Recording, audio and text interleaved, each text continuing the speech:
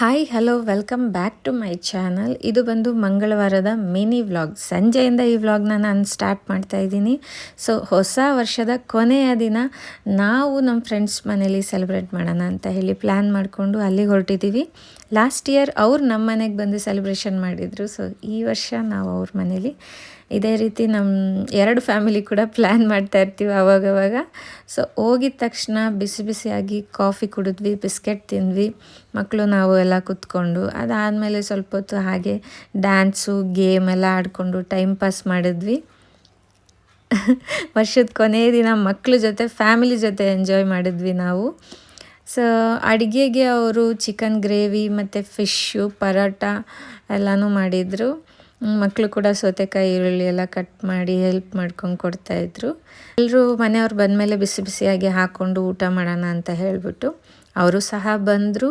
ಬಿಸಿ ಬಿಸಿಯಾಗಿ ಎಲ್ಲ ಅಡುಗೆ ಎಲ್ಲ ರೆಡಿ ಮಾಡ್ಕೊಂಡಾದ್ಮೇಲೆ ಊಟಕ್ಕೆ ಕೂತ್ಕೊಂಡ್ವಿ. ಊಟಕ್ಕೆ ಇಷ್ಟು ವೆರೈಟೀಸ್ ಮಾಡಿದರು. ತುಂಬಾ ಚೆನ್ನಾಗಿ ಅಡುಗೆ ಮಾಡ್ತಾರೆ ಅವರಂತೂ. ಸೊ ನಂಗೆ ಇಷ್ಟ. ನೋಡಿ ಏನೇನು ಮಾಡಿದ್ದಾರೆ ಅಂತ ಹೇಳ್ಬಿಟ್ಟು ಪರೋಟ, ಫಿಶ್, ಮೊಟ್ಟೆ, ಆಮೇಲೆ ಚಿಕನ್ ಗ್ರೇವಿ ಮತ್ತು ಕಬಾಬ್ ಲೈಟಾಗಿ. ಸೊ ಇಷ್ಟು ವೆರೈಟೀಸ್ ಮಾಡಿದರು. ಊಟ ಎಲ್ಲ ಮುಗಿಸ್ಕೊಂಡು 12 ಗಂಟೆ ಆಯಿತು. ಸೊ ಹರ್ಷಿತನ ಬರ್ಡೇ ಕೂಡ ನಮಗೆ 2 ಡಬಲ್ ಸೆಲೆಬ್ರೇಷನ್ ಇತ್ತು. ಒಂದು ನ್ಯೂ ಇಯರ್ ಮತ್ತು ಹರ್ಷಿತನ ಬರ್ಡೇ. ಎರಡಕ್ಕೂ ಕೂಡ ಒಂದು ಪುಟ್ಟದಾಗಿ ಕೇಕ್ ಕಟ್ ಮಾಡಿ ಮನೆ ಜನ ಎಲ್ಲ ತಿಂದು ಎಂಜಾಯ್ ಮಾಡಿದ್ವಿ. ಸೊ ಈ ಥರ ನಾವು ಹೊಸ ವರ್ಷನ ಸ್ಟಾರ್ಟ್ ಮಾಡಿದ್ವಿ. ನಿಮ್ಮ ಮನೆಗಳಲ್ಲಿ ಯಾವ ರೀತಿ ಹೊಸ ವರ್ಷನ ಸೆಲೆಬ್ರೇಟ್ ಹಾಗೆ ಸ್ಟಾರ್ಟ್ ಮಾಡಿದ್ರಿ ಅಂತ ಕಮೆಂಟ್ ಬಾಕ್ಸಲ್ಲಿ ಕಮೆಂಟ್ ಮಾಡಿ. ಸೊ ಎಲ್ರಿಗೂ ಹೊಸ ವರ್ಷದ ಹಾರ್ದಿಕ ಶುಭಾಶಯಗಳು. ಈ ವರ್ಷ ಯಾರ್ಯಾರೆಲ್ಲ ಒಳ್ಳೊಳ್ಳೆ ಕನಸುಗಳನ್ನ ಗುರಿಗಳನ್ನ ಇಟ್ಕೊಂಡಿದ್ದೀರಾ ಅದು ನೆರವೇರಲಿ ಅಂತ ಆ ದೇವ್ರನ್ನ ಕೇಳ್ಕೊಳ್ತೀನಿ.